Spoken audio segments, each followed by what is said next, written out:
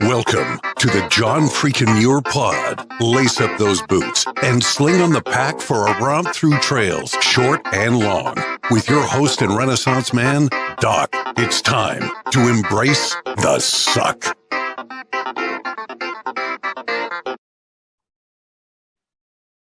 Welcome back to another week on the Trail, Dirtbags, and Hiker Trash. I'm Doc, and this is the John Freakin' Muir Pod. Let's start off with a reminder. If you are enjoying the podcast, take just a minute, help us out, leave us a review on Apple Podcasts. And if you're not enjoying the pod, well, just go ahead and keep that to yourself. All right. This week, we're talking to a true friend of the hiking community. This week's guest follows the PCT bubble of thru hikers and provides medical assistance as needed to help ensure folks can stay out on the trail. Welcome to the John Freakin' Muir Pod, Dr. Morgan Brosnihan. How's it going, Morgan? It's good. Yeah, it's good to be here. Did I get the last name right? You did. You nailed it, and that never happens. Okay. All right. That's a check in the good column for me. Now, we know that there is a peculiar American tradition of trail names out there. So when you're on a long trail, you know, the AT, the PCT, the CDT, typically people are assigned trail names because of something that has happened out there on the trail, maybe a peculiarity about that particular hiker, maybe somewhere where they're from.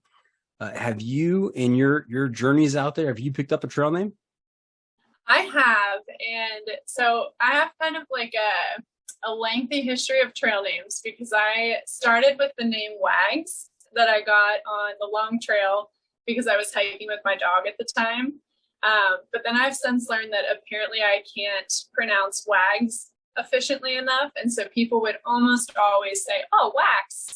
And that just drove me nuts. So I dumped it early in the PCT and then eventually ended up with Noodles, which was just whenever I take my hair out of actually this braid, after being very dirty and crusty, it looks very much like raw ramen noodles.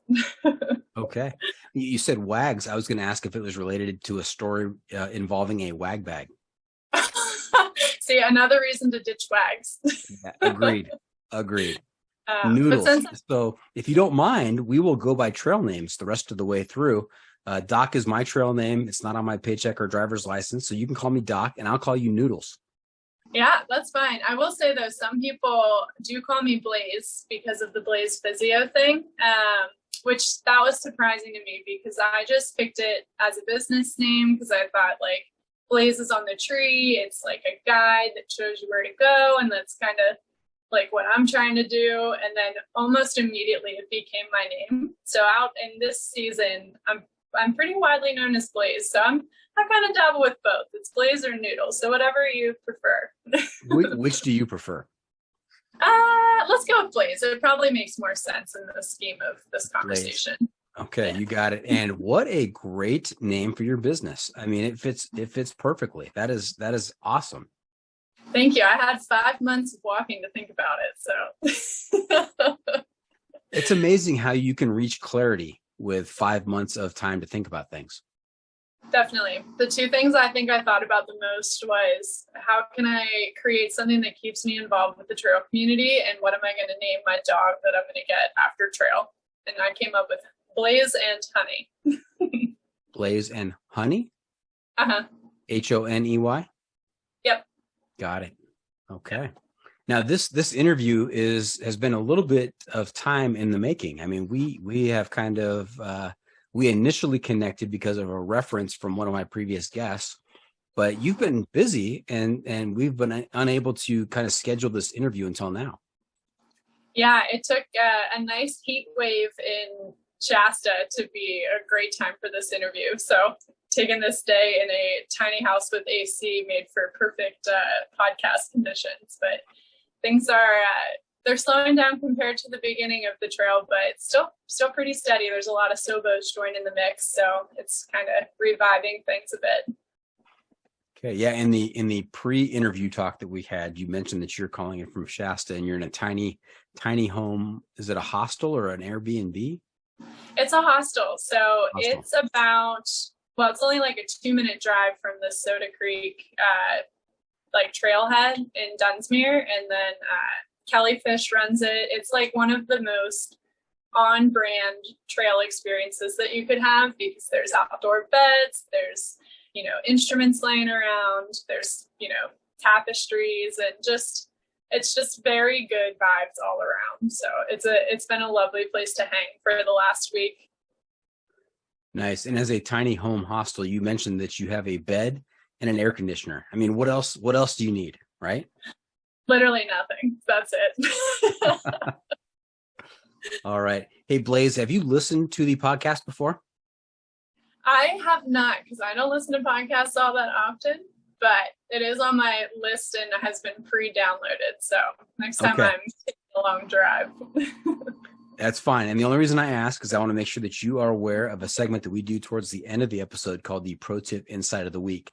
And that's where I will turn to you and ask you to share some trail wisdom with our listeners to make their next outdoor experience even better. So don't be surprised. Oh, good. I have lots of things I can say on that. Okay. And that's good, because you are expected to drop trail wisdom throughout the episode, but you will be officially on the hook for the official Pro Tip Insight of the Week at the end. Perfect. I'll make sure I hold on to the best tips for that part. That's right. You can't recycle them. So be very judicious in your comments today. Yeah. Well, I tell you, I've seen a lot in the last several months. So I feel like I could rip about tips for a while. Oh, this bodes well for the episode, because when someone says I've seen a lot, I mean, that I'm looking forward to some of these stories.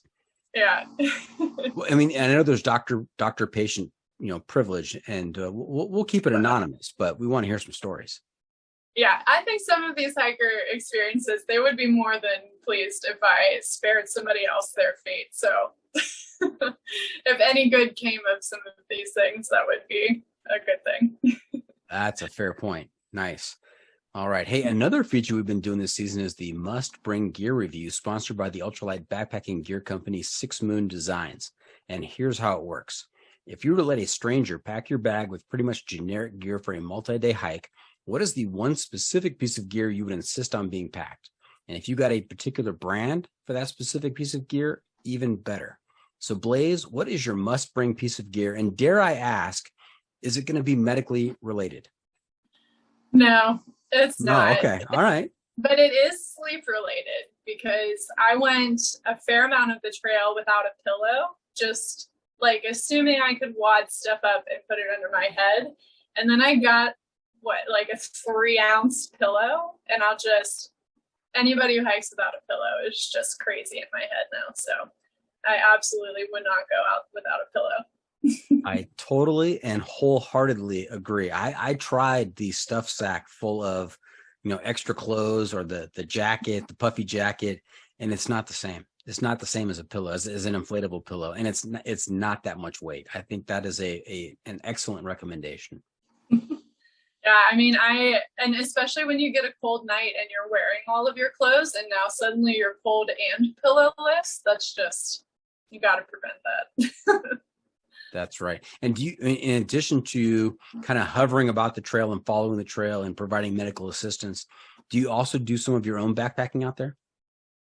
So I haven't much this summer, mostly because it's kind of a learning year and feeling it out. So I've been just essentially available every day since I started in the end of March. I get out on a little bit of day hikes, but I do have my dog with me. So it kind of depends. Like right now we're not hiking. It's way too hot. But when we got to the Sierra section, we were able to do some mountain backs and get to some like nice lakes. And that was such a nice little break. But yeah, I'm looking for the fall to be my hiking season. Okay. And you have a dog already. You mentioned, you know, naming a name for your future dog, but you already have a dog. What kind of dog do you have? I do. Yeah, so I have a golden retriever. She is very popular on trail. A lot of people know her like better than me in some cases. So she and her trail name is Bridge Stroll, which she got from Scissors Crossing when we were underneath the bridge helping some hikers, and she would just run around and bark every time a new hiker came down because she wanted to say hello. So she's aptly named Bridge Stroll since then. Okay. Bridge Troll. What is her non-trail name? Honey. Honey. Mm-hmm. Are you going to get another dog called Honey? No. So she is Honey. She is Honey. Oh, did I misinterpret? Did I mishear your earlier statement? So I must have. So I got her right after I got done with trail in 19. I had a dog leading up to trail who passed away like in November, and then obviously didn't get a dog between then and starting the trail in April. And so I spent like 5 months kind of grieving that dog and looking forward to my next dog. And that's where I would just yell random dog names into the woods until one felt right. And I landed on Honey. Nice. I like that you're out there yelling random dog names into the wilderness and kind of judging what feels right, what feels like it sticks, and you came to Honey. Yeah. So, and now she's been my sidekick since I got her in December of 19, and she's a big part of this whole trail season for me. So, we lost our dog last year as well. So maybe I'll do this at work. I'll just start yelling out dog names and see what sticks. They'll probably look at me kind of funny though. I mean, you could add a segment to the podcast, like what dog name are you tossing up right now, and then see how people feel. I like that. A new segment for the podcast. All right. What was okay? So Honey obviously was your favorite. What was your second favorite? I was pretty close to naming her Poppy, mostly because of like the poppy flowers all through the desert, and it just felt like a nice like trail association. It's like cute and fun to say.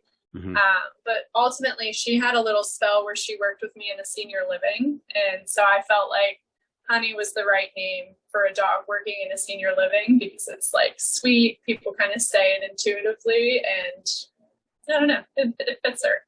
So it sounds like you are of the camp that dog names should be a little different than human names.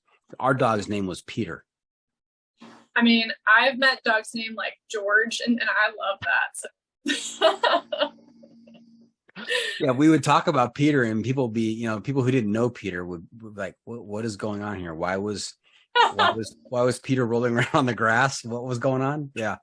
So like, Peter, okay. Yeah, exactly. All right. Hey, our next segment is something I call the hiking poll. And it's spelled POLL, like a survey, not POLE, like the thing you hold in your hand while you're hiking. And this is a 7-question survey. And go ahead and confirm with me. You have not seen these questions. You don't know what these questions are going to be. No idea. A little nervous. No idea. Good. That's where I like my guests to be, just slightly nervous. This is a 7-question poll that's going to help me give you a score on the sanity scale. It's going to help me understand who I'm dealing with tonight. All right. So it's 0 to 100. 0, you're completely bonkers. 100, you're completely sane. Nobody has scored a 0 or a 100. So everybody's kind of somewhere in the middle. And I want to find out where you are. All right.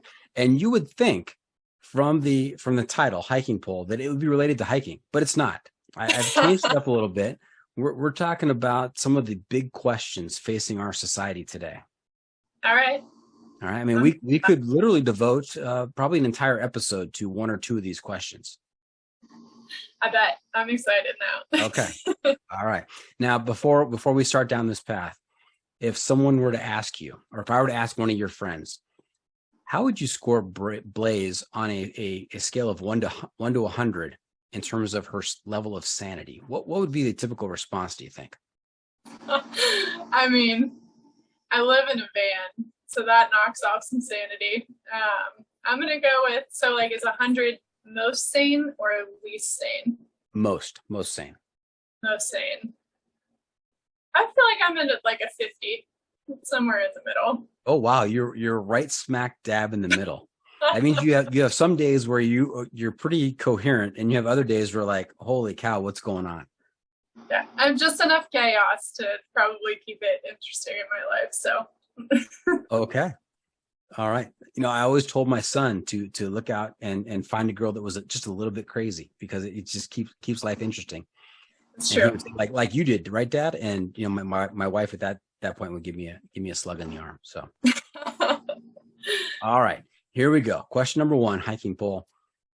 Do you sleep with your socks on?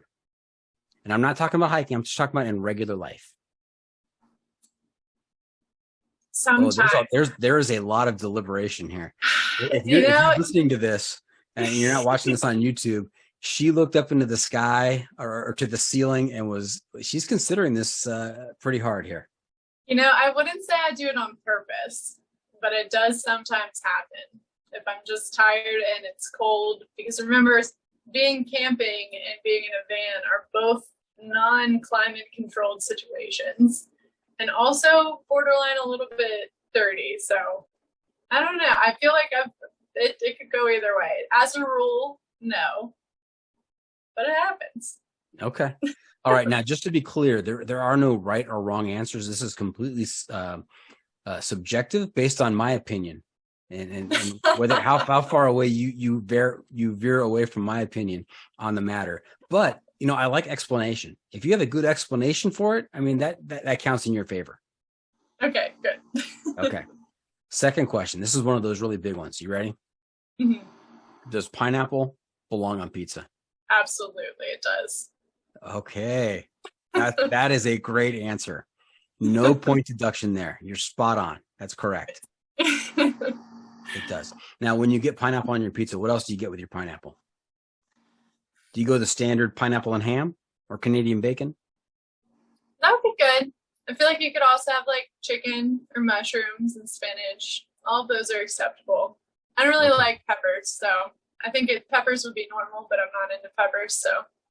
Okay, yeah, we had recently we had pineapple, ham, and jalapenos, and that was really good. But you don't sound like you're into the spice.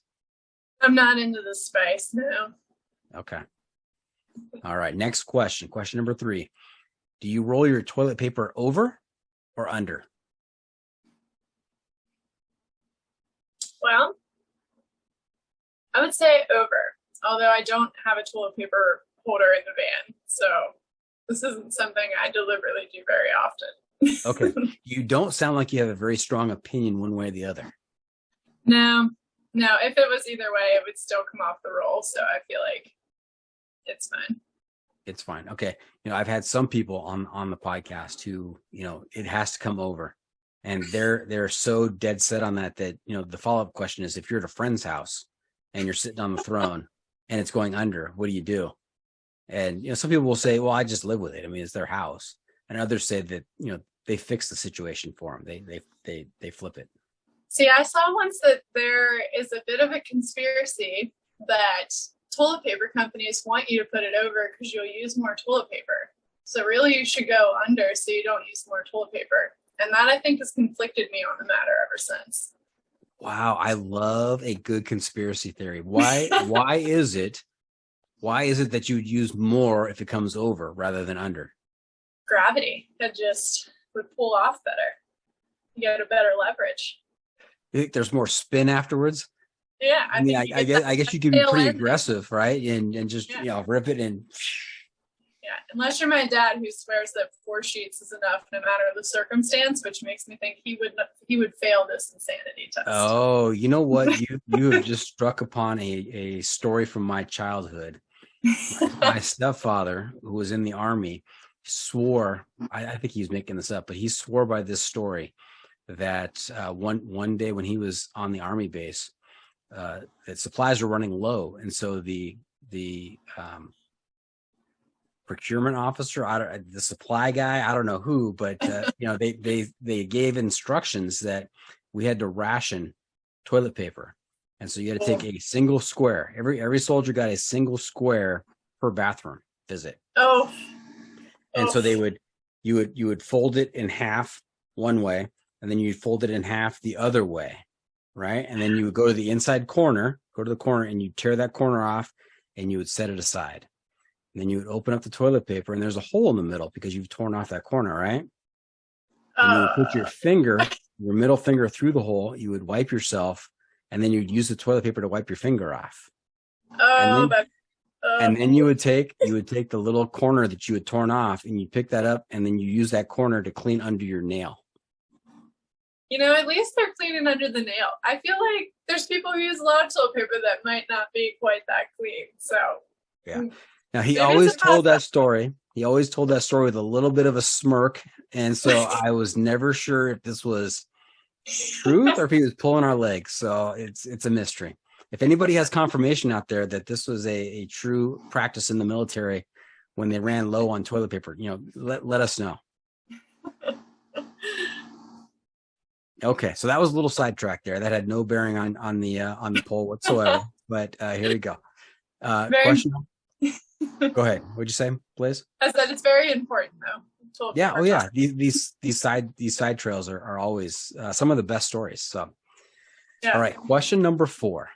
There is a little. I guess it's not little. There are animated pictures out there. Pictures that are animated, little videos, and they are spelled GIF. How do you pronounce GIF? GIF. GIF with a hard G?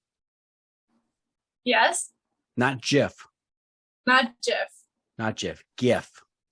GIF. GIF. Are you sure on that? It's like gift, but you took the T off, right? It's like a little tiny present for you. Here's a little video. It's a tiny present. It's a GIF. Not a gift, but a gift. Just too lazy for the T. Yeah. Got it. Okay. Is Next that right? question. I'm going to go with that. I think that's right. I think GIF is a peanut butter. I think GIF is the little animated video. All right, good. Okay. I think I know the answer to the next question based on your previous comments, but I'm going to ask it anyway. Cats or dogs? Dogs. Yeah. What is it about dogs that makes that question so easy to answer for you? They're just so happy to see you and everybody, and they're just so stoked about all things all the time. That's such a great energy to bring into the room. Yeah, cats are kind of aloof, right? You walk in and the cat really has very little reaction to you. Cats kind of do their own things, but dogs, I mean, they're enthusiastic when you show up. Yes, yeah. And having a dog that does literally everything with me, her stoke level for the monotony is just refreshing. Because to me, it's not like exciting to just walk down some like dirty alleyway just for the sake of taking a walk, but she finds a stick and has a party, and that makes it fun. Mm-hmm. Now, what was Honey's trail name again? Bridge Troll. Bridge Troll. Is Bridge Troll in the room with you? Oh yeah, I can probably pan down here with the camera. Yeah, she's sideways. See her okay? Yeah. She is sideways. Nice. She's been snoozing hard since we got in here with the AC. She's having a 0 day, as we would say. Very good. Now, dogs don't sweat, so they pant a lot when it's hot. Mm-hmm. She is not panting right now. She is sideways and just relaxing, soaking up the chill. She is cool and collected. And whenever we're in the hot days, she has to wear like booties so we can walk around without frying her paws. And I keep like a little spray bottle to spritz her with. We have to pull out all the guns to keep her cool. So that is a great dog mom. Nice job. All right. Question number 6. Do you use the Oxford comma? Yes. Oh, no hesitation. Yeah. A definitive yes. Yes. Yeah, totally agree. I mean, without the Oxford comma, I mean, the world just descends into chaos. I mean, what's going on? Agreed. Yeah. Too many run-ons. We can't deal with that. We have enough going on. That's right. Use the appropriate punctuation. Yes. All right. Question number 7. You're doing well so far. Only a few deductions. You're doing just fine. Is a hot dog a sandwich? I mean, maybe unpopular opinion. I think hot dogs are gross. So I don't know if I qualify them as anything, but I'm going to go with yes. It's in bread. So it's a sandwich. Okay. So the definition of sandwich is meat between some bread? I think anything between 2 pieces of bread is a sandwich. Okay. Like a cheese sandwich, grilled cheese sandwich. Yeah. Yeah. I mean, one time on trail, I put stuffing, like cold soaked stuffing in a wrap, and I qualified that as just a bread sandwich. So a bread sandwich. Okay. Yeah. That's kind of redundant, isn't it? It is a little bit, but it was all I had left, and actually it's surprisingly very good. So not saying I would go do it again, but you might try it. In that moment, it worked. Yeah. All right. Hey, let me do some quick math here to arrive at your sanity score. So you have to carry the 3. We're going to divide by pi. Got to multiply that by √5. And then in your honor, Dr. Brosnihan, we need to adjust for the blood pressure of someone suffering from extreme dehydration. And I arrive at a score of 78. Hey, I'll take it. That's much higher than the 50. I was, from your earlier prediction, I was expecting some rather bizarre answers, but you did pretty well. Yeah. These are the normalcy things for me. Okay. I guess there's probably some questions out there that had I asked you, you may have gone a little bit lower on the scale. So we just haven't come upon those yet. Yeah, you got the right ones. Okay. Well, just be advised that your score can lower throughout the episode depending on how this goes. So amazing. Okay.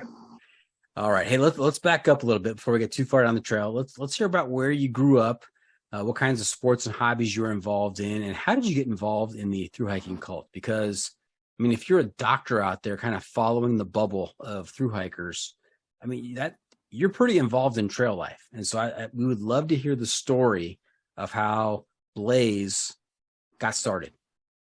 Sure. So I'm from Maryland, and I went to high school all through Maryland, and I just did like the normal, like small rural town sports. Like I played basketball, soccer, track, tennis, all the things. Pretty big into basketball. I went to a small college and played all through, and then I went to grad school in Pittsburgh at Chatham, and that's where I got my PT degree. And then while I was in grad school, I got my first dog, Tucker, and Tucker and I did a lot of hiking, and that sort of started pulling me into like the outdoor world a lot more, and just needing a break from like the rigorous nature of PT school. So it was like a great like way to reset between like big exams and stuff like that. So I got into like some low-key backpacking, started having friends that backpacked, so that made for like bigger trips. And then because I grew up in Maryland, I always knew about the AT, and I kind of had it like in the back of my mind as like, that sounds cool. It sounds like something I'd want to explore. And then going down the rabbit hole through hiking, I came across the PCT, and I thought that seemed way cooler than the AT in terms of like terrain, and like love the West Coast as a whole. So decided to make that. I did the long trail. So I gave the East Coast a solid effort and did the long trail first, which I did love. It was a great like intro to longer distance backpacking. But I did fall more times on the 3 weeks I was on the long trail than the 5 months I was on the PCT. So I'm still giving big points to the West Coast for not having so many rocks, roots, and slippery things. Yeah, and then that got me, once I was out here, it just kind of, now I'm in. Once you start to thru hike and you start meeting the people, I think everybody gets pretty sucked in pretty quick. That's great. I've got a few follow-up questions on that little backstory of yours. Number one, basketball. What position did you play? So oddly enough, at 5'7", I was one of the taller players on my team. So I mostly played guard, but I had my specialty was kind of like the person who could bring the ball down the floor, pass it off, and then run down and post up a small guard. And so I sort of was a little all over, but primarily like backup point guard and just like shooting guard. Okay. And where did you play college basketball? So I played at this small school in Pennsylvania called Mount Aloysius. Yeah, I was just all basketball was my main priority. And so I just picked a school that was 2 hours from home so my parents could catch the games. And I got like a nice academic scholarship that certainly didn't cover the whole thing, but it made it more affordable, and got to play, made some great friends. Wasn't necessarily seeking a Catholic college, but I really love nuns.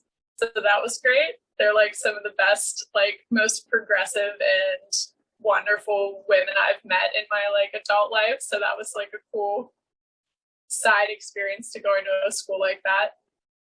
You know, when I woke up this morning and I was thinking about this interview, some of the words that I thought I didn't think I would hear this evening is that, I really love nuns. I mean, that's great. Yeah, I mean, one nun in particular, I don't know if she's a podcast listener, but her name was Sister Eric Marie, and she came to our basketball games, and I mean, she would like root hard for us, and like we had a little turmoil with like the coaching situation, and I mean, she was like, girls, if you need anything, I mean, they were the best. She sounds like she was hardcore. That's awesome. Yeah. That's awesome. Now, how was college basketball life? I mean, were you able to balance your studies and the sport and traveling and all that good stuff? Yeah, it definitely made things, you had to be a little more on top of your scheduling to be able to do both. But I kind of think, I mean, I'm somebody who I just say thrives in chaos. So if I don't have almost too much to do, then I'm not as efficient. So I think it really helped me in a lot of ways going through school. But it was great. I mean, I made some of my best friends were my teammates, and the experience of actually playing wasn't as good as like high school. We had a really just an amazing group. We went to states, and like we had this huge community following. Like when we went to states, it was in Baltimore, so like 3 hours from home, and the stands were packed with people from our little town. And we had like radio follow-ups and stuff, and like that's the last time I remember doing interviews like this was when I was 18 playing basketball. And so high school would just set the bar so high with that kind of support. And then in college, there'll be like 15 people in the stands, you're really just playing because you love the game, but nobody really cares anymore that you're still playing. So it was different. Nice. I think I would do it again. Okay. And what did you major in at St. Aloysius? So I started undecided because I was a very firm believer that 18-year-olds don't know what they want to do, and we shouldn't like just pick something at random. So I was like, well, I'll just start knocking out gen eds. And then I decided to declare business because I decided that I certainly wanted to be my own boss at some point. Like I couldn't imagine just working for someone else my whole life. My parents run businesses. I see what it looks like when you can put a passion into a project and also be in control of your schedule to a degree. So that's all I kind of knew. And then I got towards sophomore year, and I was like, well, what business am I going to run? Like, I don't want to make a product and I don't have a skill. So like, how can I run a business? Like, you can't just say business. It started to not make sense. And then my grandpa, who I'm very close with, had an accident. He slipped on the ice and hit his head. He ended up being fine from this. But I went and just felt like I needed to go visit him. So I drove 3 hours to see him in the hospital. And whenever I was there, the PT came and just had me like push the chair as she walked down the hall. And I was just kind of like, oh, you help older people. I want to do that. I want to help them move. And so I like went back and just got in the rabbit hole for like 2 days, went to my advisors, and I was like, I want to go to PT school. And I didn't get a lot of support initially. I wasn't talking to the right people because you don't need to go to undergrad for PT as a pre-PT or like as bio or something like that. You just need to get a certain amount of prerequisites to be able to go to PT school. And I still had 2 years to knock those out. And I had some. And so but it was weird. Nobody was doing that. Everyone else took the PT path. They already knew who their PT students were going to be. And so I didn't get a lot of support until I found the right advisor and started getting in the science classes, and then knocked out my prereqs, and then was able to go to PT school. And so I have my doctorate in PT and my undergrad in business. Nice, which is a good match for what you're doing now, I'd have to imagine. Yeah, I feel like if I could go back and talk to my sophomore college self and be like, this does work out in the end, that would be really great to hear. Wouldn't that be great to get some assurance from your future self that, hey, this was the right decision, or, hey, don't worry about that mistake. It's not going to be a big deal in the end. Yeah, exactly. Because here I am like advocating against the professionals that, this is fine. People can do business school and then PT school. It makes total sense. And, just getting a lot of sideways looks, and then, it coming together to have my own PT practice within, 5 years of being a PT. And I'm just kind of like, yeah. Yeah. And I'm always intrigued by kind of how a life experience will shift your whole perspective or give you some direction. You gave the example of your grandfather and getting injured and seeing the physical therapist and that kind of setting you on that path. My oldest daughter had a very similar experience. I mean, she had a soccer injury in high school and she had to go through a lot of medical issues with her ankle. And from that experience and interacting with the people that she did during those experiences, she decided to become a nurse. And so she's now a labor, and she doesn't work with ankles, but she's a labor and delivery nurse, which, she loves. So it's interesting how, everything can just shift on a particular dime, and you just have to be open to that. Definitely. And I remember even when I was in school and still undecided and seeing everybody else declaring their career paths, I would get like almost annoyed at hearing about aha moments and stuff like that. Cause I'm like, yeah, sure. And then it happened. And then I was almost like annoyed at myself for being annoyed. So I'm like, you should have trusted the process here. Cause then boom, I was lucky to have that moment. And I mean, some people, have gone into the field and burnout is kind of a high thing, but I mean, I've just loved it. Like I've worked in a bunch of settings and it's just, I feel like there's endless opportunities and I'm always so grateful. And my pap was always very proud of himself because any therapist he had then in the future in home health or anything, he would be like, my granddaughter's a PT because of me. And so that just melted my heart. So that's great. That's great. Now, you've said a couple times in the interview already about going down rabbit holes. And I have a theory. I have a theory about the thru hiking community. And that is that the thru hiking community, the activity kind of lends itself to obsessive personalities, people who go down rabbit holes, people who love to do their research and just get hooked on a subject and won't let go. You think that applies to you? Yeah, I mean, definitely.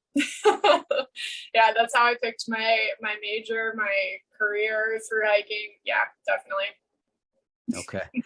Now, you mentioned that you grew up on the East Coast, you were in Maryland, and you were kind of aware of the AT. I also like to talk to people about that moment when they first realized that there are long trails out there that are in excess of 2,000 miles that go from, say, Georgia to Maine or go from the Mexican border to the Canadian border. And do you remember the moment that you realized that such a thing existed? I do, because there was a girl whenever I want to say I was in middle school or high school. It was a while ago, but someone from my town hiked the AT. And I remember everyone just talking about this girl and they're like, oh, she's walking this distance. And at that time, I thought she was like the only person that's ever done this, because I didn't know anything about the trail. And I'm like, wow, this girl sounds cool. And not that she's any less cool because other people do it, but it resonated. And then, that kind of, it plants a really non-specific seed, I think, of, hey, people do cool things. And, whether, I don't know that thru hiking was planted at that point, but it was just like sort of that inspiration to do non-traditional things in a big way. And then after I got into backpacking and started doing multi-day trips, I don't know, it just felt so spot on to want to do a thru hike. Like I didn't have like a big reason to want to hike it in the sense of some people like hike to walk through things, some people hike to prove to themselves they can. For me, it was just like, this exists, so I should do it. Nice. And I love that concept of planting a seed, because I've talked to so many people who they've heard about something and it just kind of germinated in their mind for years. And finally they found themselves, heading down that path and doing it. And it's just, it's very powerful to hear about a concept like that and it burrows into you and kind of gets under your skin. And then you finally have to do something about it. Yeah. And I mean, people talk a lot about the Wild effect, like reading the book Wild and the movie. I personally didn't see the movie or read the book before doing the trail, but I do think it's so cool how one person's book has inspired, because then, the things the trail leads to for people, like, the creative missions that come after they've hiked, the change in their person, just all of it, everything that is a thru hike. Thinking about one person being responsible for inspiring so many people to do that is so cool. Like, I hope she knows how cool that is. Agreed. Now, you did mention that the PCT or out west seem to have less rocks, and you're appreciative of that. But I can attest to the fact that there are rocks on the PCT and in the Sierras on the JMT, because I think I've kicked every single one of them. So yeah. There are rocks, but they're not wet. They're not like as wet, at least. Because on the long trail, I would take a step, and like you knew some steps were questionable, right? Like, you're looking at this muddy, slippery rock, and you're like, okay, I'm going to be really delicate with my footing. But then you would take what you would think is a sure step, and then just you'd be on your butt so fast. And so it's like, maybe those rocks just betrayed me a little bit more than the West Coast rocks, but I'm still kind of holding a grudge. Now, Blaze, I'm always on the lookout during the episode for the title of the episode. And I think we may have just stumbled, pun intended, stumbled across it. Some steps are questionable. I think that applies to hikes as well as life decisions. Yeah, I like that. Some steps are questionable. Dash. Yep. Morgan, Blaze, Brosnihan. Perfect. I like that. Yeah. Perfect. Okay. That feels like actually a good mantra for just all of through hiking in life. Yes. Now, when you're not out supporting hikers on the trail, what are you doing to pay the bills? Do you have a regular practice set up somewhere, or how does that work? So this is the first year that I've done Blaze Physio. So it's still, my off season will be my first off season. But prior to coming out here, I've done travel assignments. So you take like 3-month contracts wherever you're needed, and just go work there full time until your contract is up.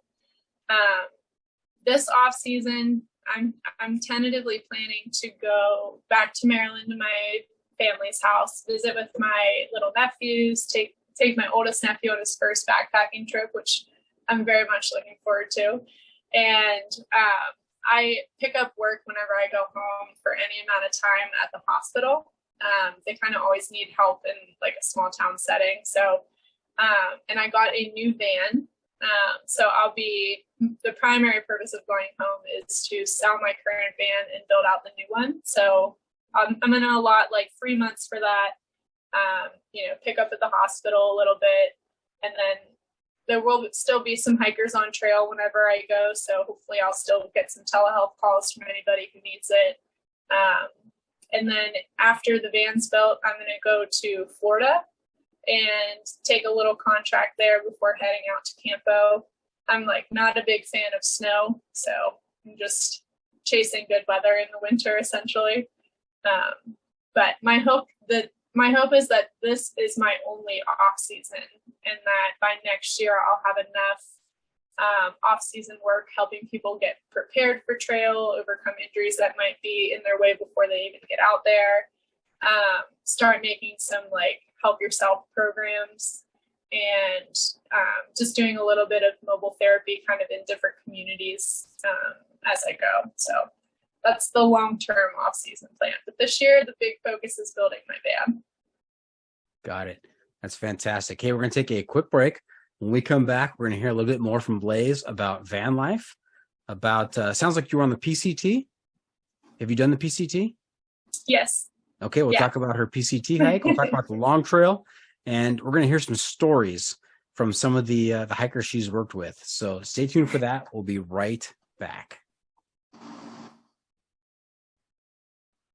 And welcome back. We are talking to Dr. Morgan Blaze Brosnihan, and that was a very fun first segment. I did a great job.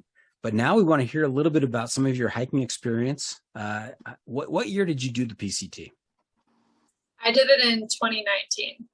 Okay, 2019, before the pandemic. Mm-hmm. Was it big snow year? Big snow year. That's right. Mm-hmm. Was it crowded out there? In the desert section, it definitely was. There were spots where it was like, oh, I don't think I'm going to pee without an audience. But after because it was such a high snow year, there was a ton of flipping, and we were part of the people who flipped. We deemed ourselves no snowbows. So basically whatever to avoid the like need for an ice axe. And once the flipping and the logistics started to get kind of complicated for a lot of people, the numbers went down pretty significantly. Yeah, and some people out there might be listening who maybe don't have American long trail experience and think, well, what's the difference with, hiking in snow? It sounds like that'd be fun. Hiking in snow is not fun. No. It is a chore. It is laborious. It is painful at times, and it's exhausting. I mean, your rate of speed goes way down in snow. Yeah, we looked at it like the people who did go straight through, and I mean, hats off to them because they've been through something very special and unique. Just not a level of suffer I was willing to do, but I mean, the amount of time it took them to go through that section put most of them almost in hairy situations by the time they finally got to Washington, versus we were able to go so much faster without, I mean, we had a little hold up just looking for like snow-free trail, but once we were able to finally get to the northern terminus and just hike south to be a normal flip-flop, I mean, we were able to just cruise, and I never had to worry about like slipping down a mountain and self-arresting, because in my head, I was like, well, I could learn how to self-arrest, but then what happens after you've self-arrested and you're 20 feet down on the side of a mountain holding on to it? Like, you have to get up from there. So that was always the part that was like a no for me. Yeah, sounds like a good decision. Now you said we a couple times there. Did you start off the PCT with a friend or friends, or did you show up solo and pick up friends along the way? Yeah, so I actually started with a group of 4. 2 of them left whenever all the flipping started happening. It just gets expensive and logistics. And then the one other girl and I, we just decided at that point, we had hiked kind of loosely together the whole time and we're getting along well. And we were like, do you want to just stick together? We're going to be doing a different style of hike. There may not be other people. Are we in this? And it was like a definitive yes. And I call her just like my adventure soulmate, because we just had the best time hiking together. We were always on the same page with stuff. We pitched our tent like 3 inches from each other a lot when there would be like one campsite, and we were just, made it work for 2 tents. And we just had a lot of fun sticking together. So now, when your tent is 3 inches from somebody else, I mean, there are no secrets. Yeah, she snores, and that's not a secret. But it was fun. There was one night it was like Northern California, Southern Oregon, somewhere in there. There is like a small wolf pack in that area.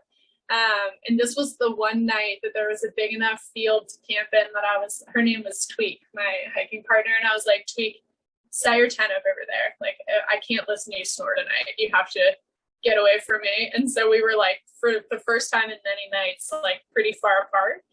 And that night I heard wolves howling, and nobody was near me to wake up and be like, do you hear this? And I'm looking at her tent. I can still hear her snoring, but I can't get her attention to be like, you've got to hear this. This is never going to happen again. And then nothing. So I just laid there thinking I was probably going to die and nobody was going to know what happened, and betrayed by wild dogs. Yeah, be careful what you ask for, right? Yeah. So after that, I didn't tell her she had to camp on the other side of the field anymore, because you never know. Nice. Now, what were the details on your hike? When did you leave? When did you finish? So we started, I think we were April 14th. It was either the 13th or the 14th. And then we got to Kennedy Meadows June 3rd, which is significant only in the sense that there was 20 feet of snow in the Sierras still. So a very different situation than what they had June 3rd in Kennedy Meadows this year. And then we went up and typically, I mean, on an average year, the Sierra entry date is like June 15th. Mm-hmm. And so you were June 3rd on a heavy snow year. I mean, that's pretty intimidating. Yeah, it wasn't great. So we decided pretty unanimously, like, we're not doing that. And then we were going to just leapfrog it. So go up to Northern California and then hike north. And then on our way north, we went to like Old Station. And then I think we went as far as like Crater Lake. And then we had hitched into Bend for the 4th of July. And Tweak had the misfortune of, when we were camping with some friends, just watching the fireworks, she had flip-flops on and kicked along and ripped off her toenail. So she was being a little bit too optimistic on how that toenail felt. And we hitched back to Crater Lake and we walked about 30 feet and she started crying and said, my hike's over. My foot hurts so bad. I can't walk on this. And we were just getting swarmed by mosquitoes. And I'm like, the hike's not over, but we can't sit here and cry because we're getting eaten by mosquitoes. So we went back out to the road and then we met these two 70-year-old peak baggers who ended up being like the biggest key players in our whole hike, because I asked them very nonchalantly, like, oh, are you hiking the PCT? Like, knowing that they weren't. And they were like, no, we're, just wrapping up peak bang. We're headed to our car. And I asked if they had a car, if that meant they could take us to a gas station so we could get off of the side of the trail with her foot and being swarmed by mosquitoes. And then they let us know that they were actually headed to Vancouver, Washington. And so we just took that as a sign that now, being July, it was time to just go to the northern terminus and just do a normal flip-flop and hike south. And so they hosted us for like 3 days. Their dad was 99 he was 104 when we met him. He had summited Mount St. Helens at 99. So just like the coolest family of hikers that are doing something not even remotely like through hiking, but so cool in its own right with all the peak bagging lists. And then we from there got a ride to the terminus in July. And then we were able to hike straight south and we finished around like September 26th. So it was like convoluted, but in so many of the best ways, because I can't imagine not meeting those people because they were so significant. And we just knew them for like 4 days. And they weren't normal trail angels. They were just there and helped us. What a magical interaction that was. Right? Oh, so good.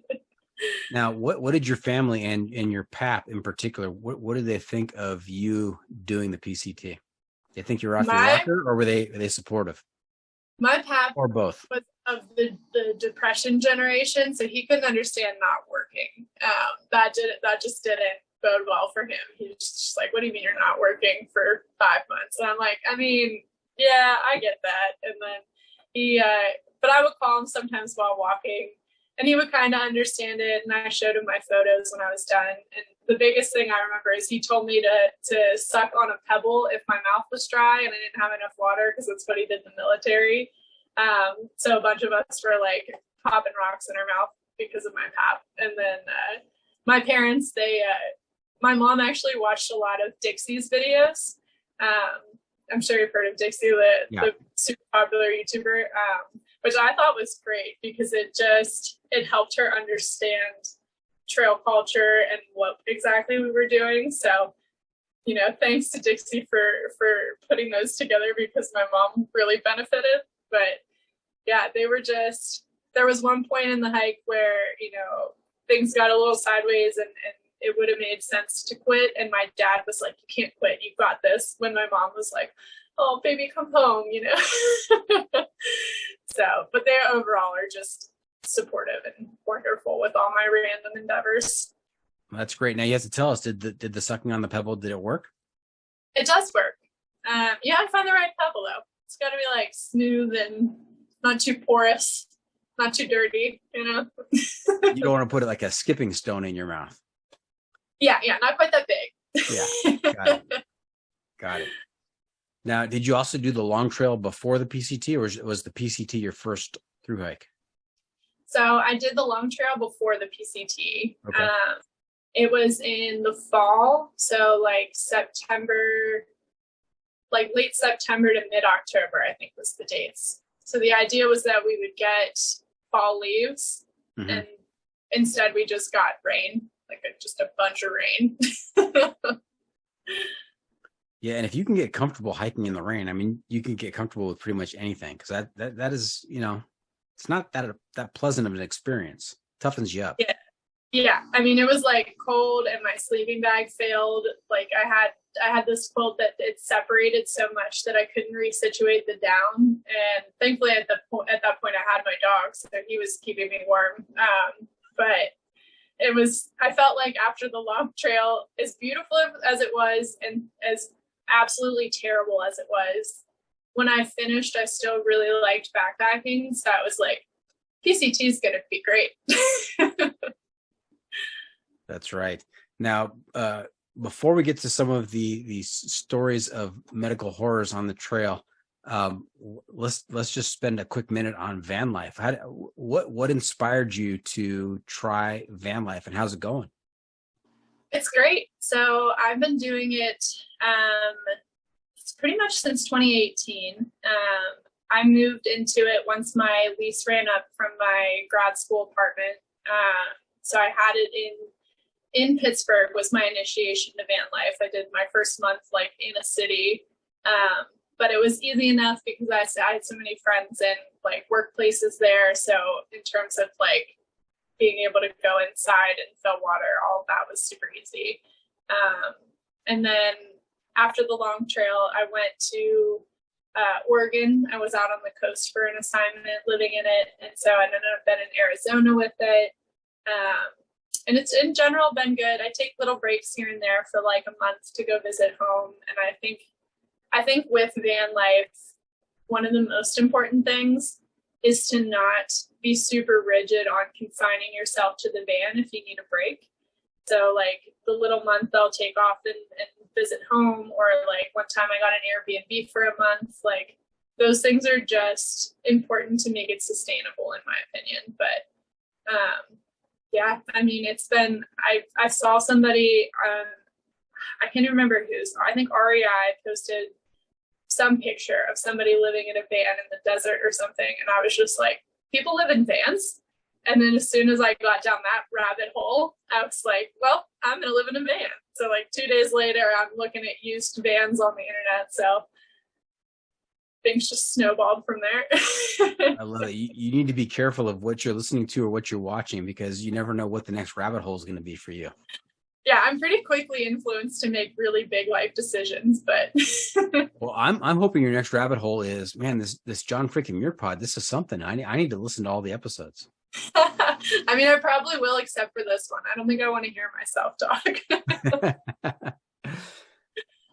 Now, there are a couple of questions that always come to mind when we're talking about van life, and you probably get these questions. What do you do in terms of bathroom and shower? So I just made the upgrade to a Nature's Head composting toilet in my last round of van renovations. So I had traditionally been in the van and either been camping and not working for a little bit, or on an assignment or going to work. So in both of those situations, it was super easy to mitigate like bathroom and shower use.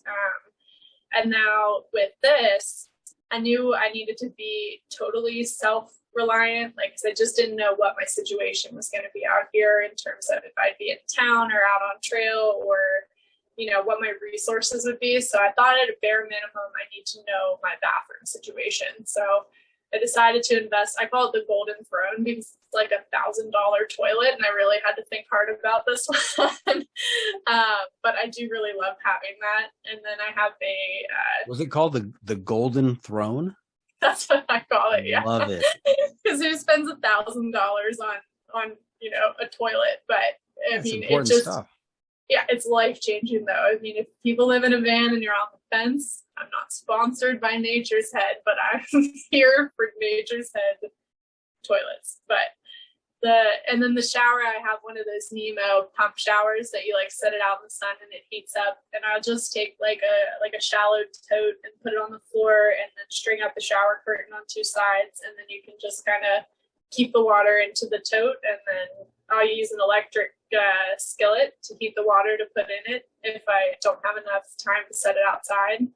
And yeah, it's just takes like a gallon of water and easy shower pretty much, and then I just dump it out. Okay. Makes sense.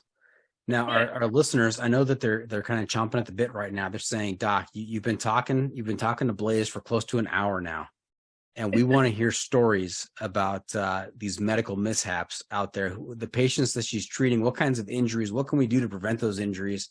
And so let's get down to it. Let's give the listeners what they tuned in for. What stories do you have for us from the trail in terms of people that you've treated this year? So I will say, in order of like most common, tendonitis around the foot and ankle, by far the most common thing that I see. Early on, I saw a lot of issues with like just the wrong footwear situation. And a lot of times it was, at the risk of being attacked on the internet, a lot of times ultras don't work for people. And what happens mostly is if you wear ultras in regular life and just day to day, but you never train in them with a load, you don't actually push through that zero drop in the same way.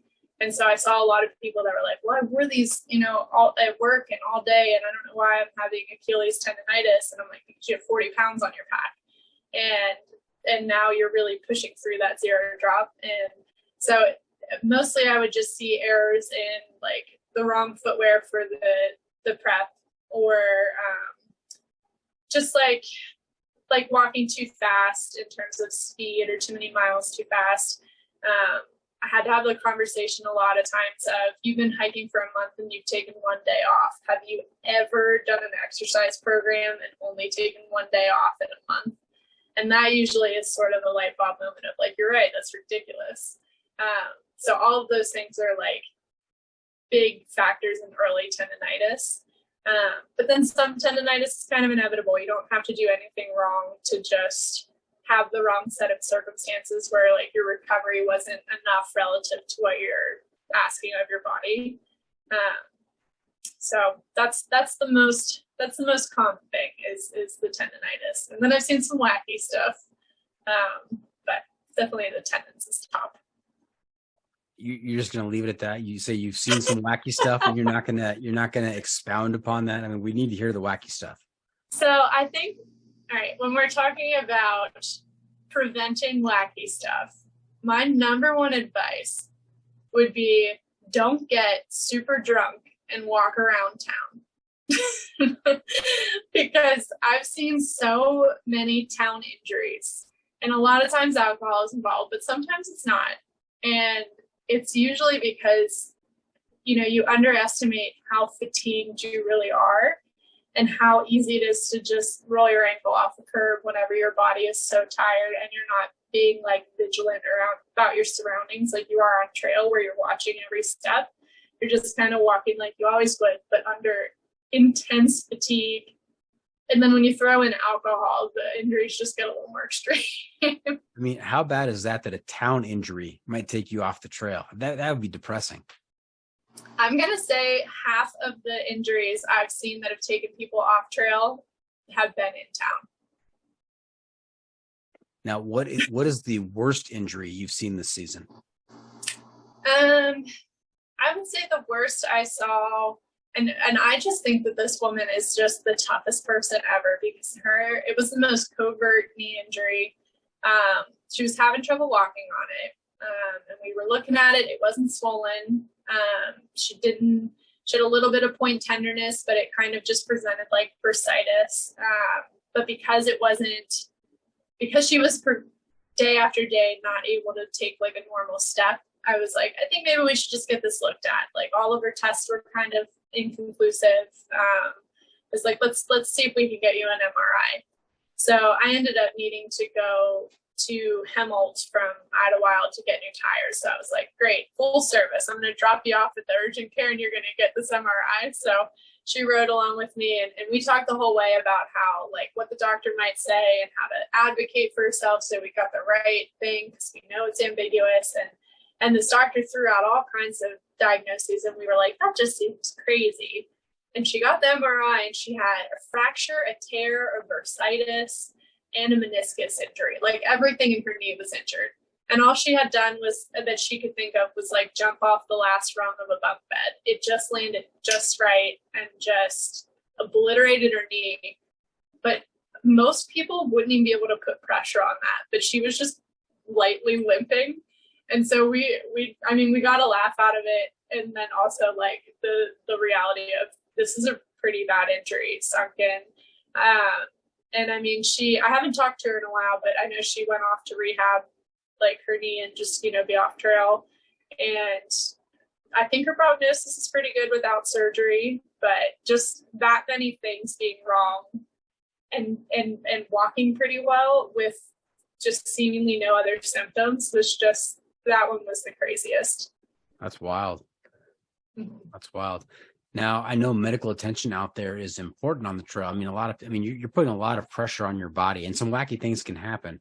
I mean, as an example, we were on the Trans Catalina Trail earlier this summer, just a few weeks ago, and we started out with 7 people and we finished with 6. And there is a crazy story in there about the 7th person and what happened to her and how we were able to get her medical assistance. And I'm going to save that story because I have an interview with a couple of my fellow hikers scheduled, and we're gonna share that story for our listeners. But it was just crazy. Wild things can happen out there. They can, and I mean, I've heard of some other injuries. So some of the more intense things that happen to people aren't people who are coming to me. Like if you visibly break your ankle, you might call me in a few weeks to see if it's reasonable to rehab and get back out on trail. But in the moment, you're going right to the hospital.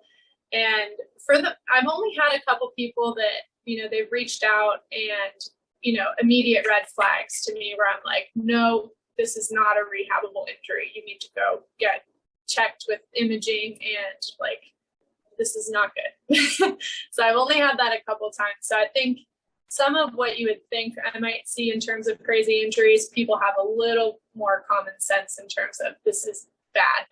And so they go to the hospital. As they should. Yeah. Bear attack, intestines falling out. That's not something you can rehab. You got to get to the hospital on that. Yeah. If a bear takes out your intestines, please don't call me.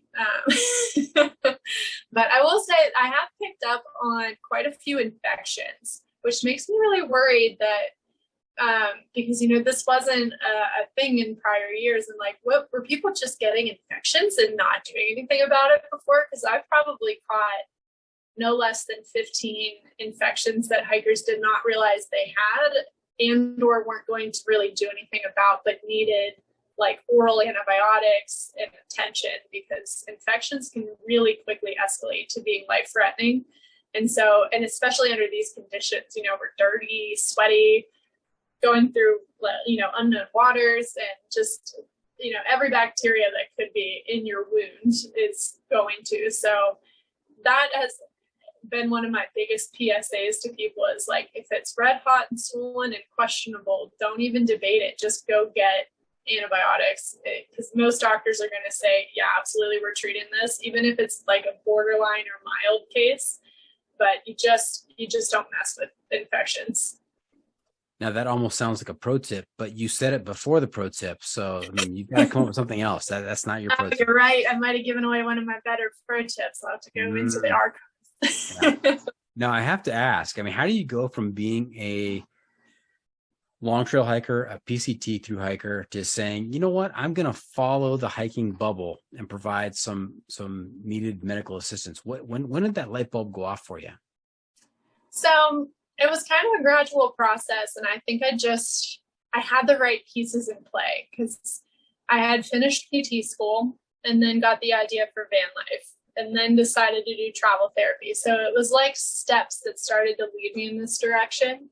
And then once I was on the PCT, first I didn't lead conversations with, I'm a PT and I can help with injuries because that would have just been all I did. So I would, and people don't actually talk about what they do in real life on trail all that much. So it wasn't like I had to bury that information. I just didn't have to start out and forthcomingly be like, just so everyone knows, I'm a PT because I'm not here to work. But while I was at Hiker Heaven is what stands out the first time. there was a hiker who had shin splints. They were really getting her down. She was having trouble treating them. And I was just sitting next to her on the couch. So I was, it's a room full of people chatting. And so I was very easily able to be like, oh, like, does it hurt here? Like, just kind of talking through. And I was like, here's what I would do. And we just went through the taping, the exercises, the different stuff, but kind of like alone in a big room. So nobody was really paying attention to it. And which is good in hindsight, having seen how busy this is, because there were 100 hikers there. And I think if that word had gotten out, that may have changed my life a little bit. But then I just kind of hiked on like that. And it would be like more intimate groups or people I knew better if I heard them, or even my hiking partner had a few things pop up. I would just kind of help as much as I could. And then I still didn't really think much of it. It was just, it's just what I do, but I'm hiking and, I help people occasionally. So that was all it was to me. And then as I got towards the end of the trail, I ran into that same girl that had the shin splints, and I hadn't seen her since. And she was like so excited to see me, and she was thanking me and saying how that made all the difference and all this stuff. And that like gratitude from her really made me appreciate what a big difference that could make. And now at this point, having been well over halfway in the trail, because remember we flipped. So when I saw her in Washington, she had done the leapfrog thing. So we were at weird points, but we were over 1,000 miles at that point, both ways. And she did go on to finish and is actually on her way to Triple Crown, which has been cool to watch. But having had that moment with her, I was just like, man, this journey has been so big for me. And if I was able to help someone else do it, I would love it if I could make other people not have to lose this trip because of something that could be helped.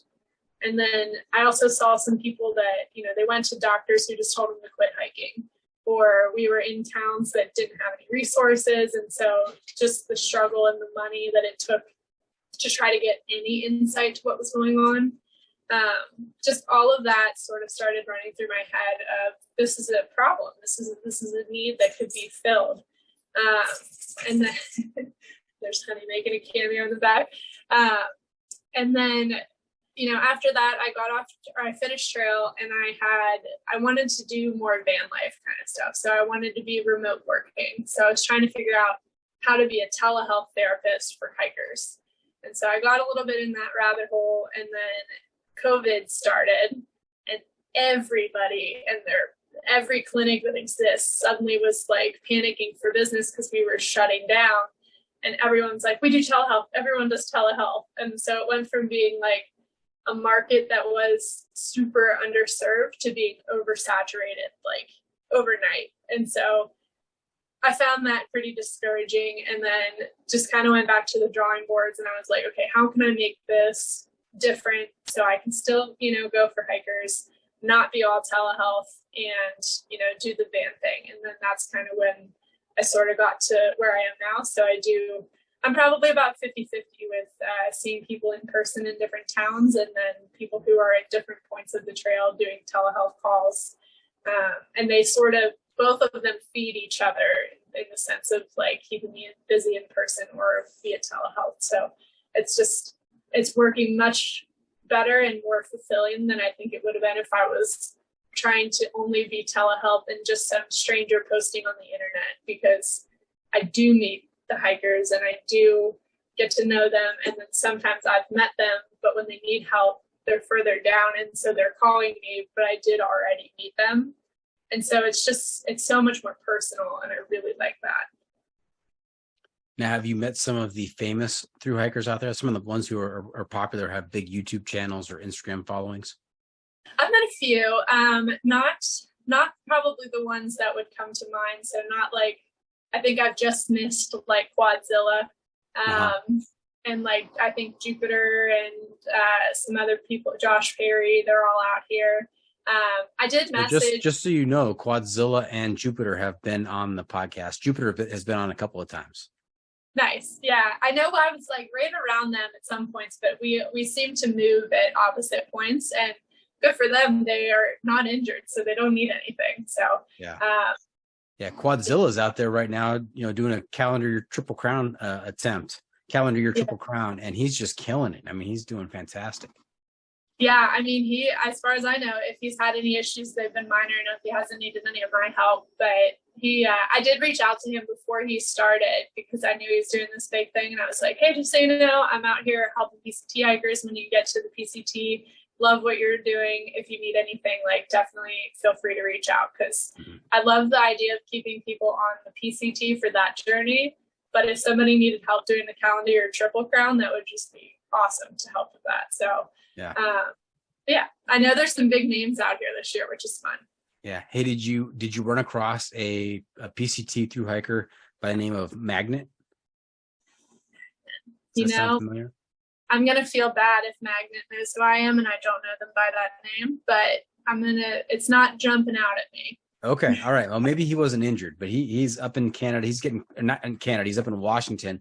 He's getting close to finishing. So he was probably part of that early start group then. The people who were very early March, I have not met in person. Yeah, they were in the Sierras early, which was fine this year because there wasn't a whole lot of snow. But it was a lifelong dream of his to do the PCT, and he quit his job and said, "I'm doing it," and he's having a blast out there. So good for him.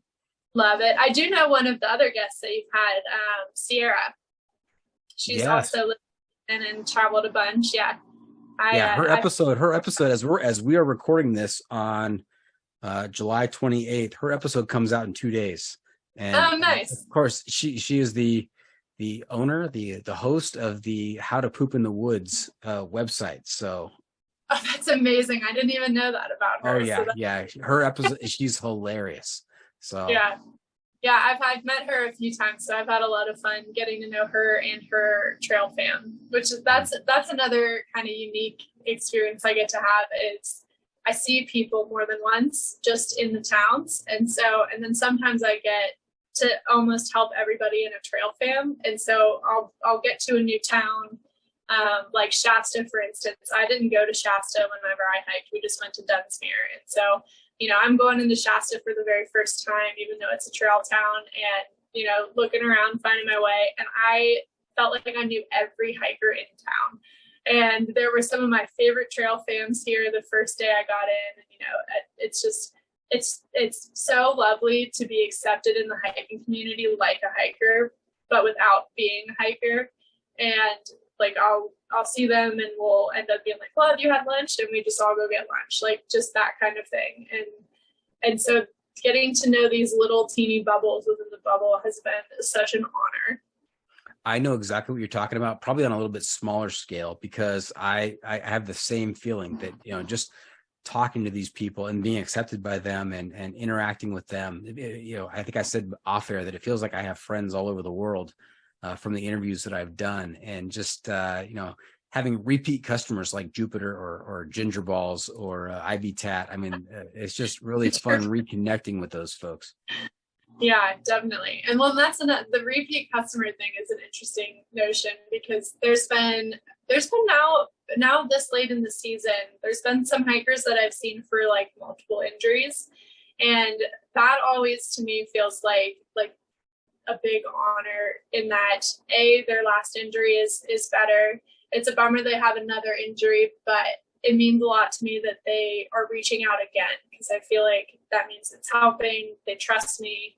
And I was a little afraid that it would be a lot of like one and done out here. And if I'd even see people again or know how they're doing, because in traditional PT, you really get to know your patients. You see them like 3 times for 3 months.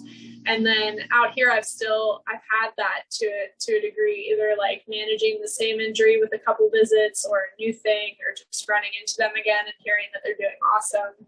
And that like repeat encounter is just, that means so much to me. That's great. Hey, Blaze, you know where we are? Where?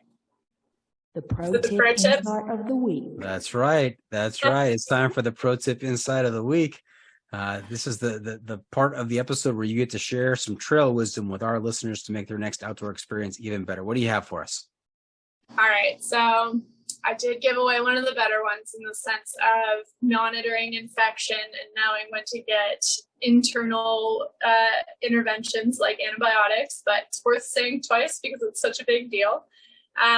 And then the other thing, one of the easiest things that anybody can do to reduce injury risk immediately is to just take smaller steps. And it sounds so silly, and we don't have studies on through hikers because I think myself and probably a small handful of other people are probably the only people that would even be interested in studying this very niche population. But people study runners, right? So we have so much information about runners. And one of the things with running, and I can't remember the percentage off the top of my head, but I know it's well over 50%, is if you shorten your stride with running, you reduce your injuries by over 50% of running related injuries. And so it just totally stands to reason that doing the same thing while hiking with a heavy pack and hiking at faster speeds, just shortening your steps, it reduces that impact. Anterior tib tendonitis in the shin is the most common injury that I see, and that's from the foot slapping motion of when your heel lands and your foot goes down, especially downhill. And shortening your stride can take off the load on that tendon substantially. So it's just one of the easiest and most universally accepted ways to reduce injuries. Fantastic piece of trail wisdom there. Great pro tip. Take it from her. She's a doctor. All right. So there you have it. That's it. This episode is just about in the books. I hope our listeners enjoyed our time with Blaze. I want to thank her for joining us this week. Blaze, how can our listeners keep up with you on social media, and where can they find updates on your latest adventures? So social media, you can find me mostly on Instagram as Blaze Physio. I also have a Facebook page called Blaze Physio. It's mostly the same posts on both. And lots of honey content. I usually mask my educational tips with a cute picture of my dog. So you can look forward for that. And I have a website. It's blazephysio.com. So it's like a spoonful of honey with the medical advice. That's great. That's perfect. Yeah, I had a spell where I was just raging about infections to everyone. And so I would post like infected blister pics, and then I would have to intermittently put in a picture of honey, like with her tongue out, and be like, sorry about the like no warning blister pic. Here's honey. Now let's get back to infections. Yeah, you definitely have to put an advisory warning on the blister picture. Yeah, so I always joke that honey is the absolute backbone of this business. So she's the marketing team and just the whole business plan. So my Instagram has some physio tips, but lots of honey pictures. Nice. Well, remember to check out the pod on social media as well. We're on Facebook, YouTube, Instagram, Twitter, and TikTok. You have a TikTok account, Blaze? You know, I have the username, but I haven't made the inaugural TikTok. It'll happen, but I'm not there. All right, I'm going to subscribe, so that put pressure on you to release something there. I'll have one follower. Okay. And if you have comments or clips you want to share, you can send it to me at johnfreakinmuir@gmail.com. The Adventure Media Recommendation. All right, Blaze. I'm also looking to you to share a recommendation for a book, a movie, documentary, website, some kind of adventure media to keep our listeners connected to outdoor adventures. We call this our Adventure Media Recommendation. What do you have for us? You know, I loved the book Thirst by Anish. I believe that's how you say her name. If not wrong, Anish. I tried to read it in sequence with my PCT hike, but then I could only read like one page a day because she was so fast. But just a really, really good trail book. It seems to me that if she was so fast and you were slower than her, that you'd have to read, I would think you'd have to read more per day, but maybe I'm thinking of it backwards. Well, like one page was like 70 miles of trail. Okay. So eventually the book was just too good and I just read it. you couldn't measure it out that way. You had to. I didn't want to carry it quite that long. Faster either, rate. So. Got it. Okay, we'll have to check that one out.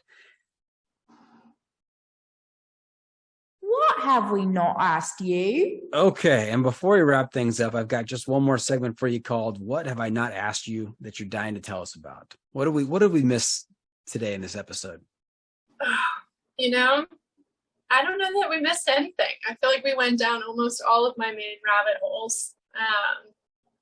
Yeah, I mean, I could give you some like cheesy inspirational line about try to make a creative life for yourself, because the risk is well worth the reward, because when I started this, I had saved enough money and decided that if I didn't make $1 and I only helped one person, it would be fine.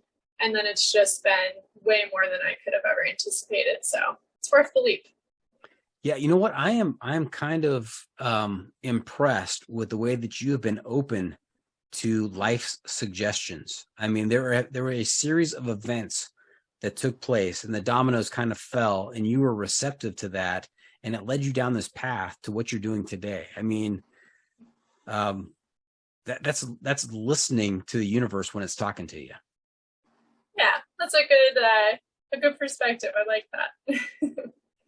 Okay, well, hey, that's a wrap from the John Freaking Muir studio. Any shout outs to friends and family, Blaze? I want to shout out my hiking partner from the PCT, Tweak.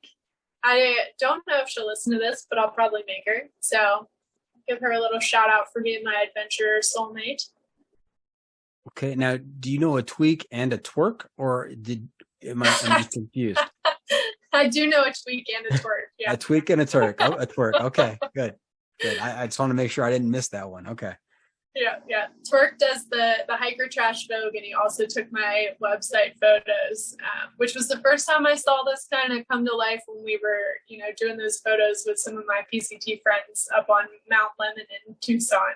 And that was my moment of, I can picture this. This feels real. And so shout out to Twerk as well for that. Maybe the name of this episode is not, what was that? Some steps are questionable. Maybe the title of this episode is Tweaking and Twerking with Blaze on the PCT. I don't know. I'll have to toy around with that. Yeah, I like both. Okay. Well, hey, thank you for tuning in. Always remember, the trail is the trail. It doesn't care if you want to go downhill. It doesn't care if it's almost dark and you're looking for a campsite. It doesn't even care if your infection is raging and Blaze is nowhere in sight. The trail is the trail. Embrace the suck.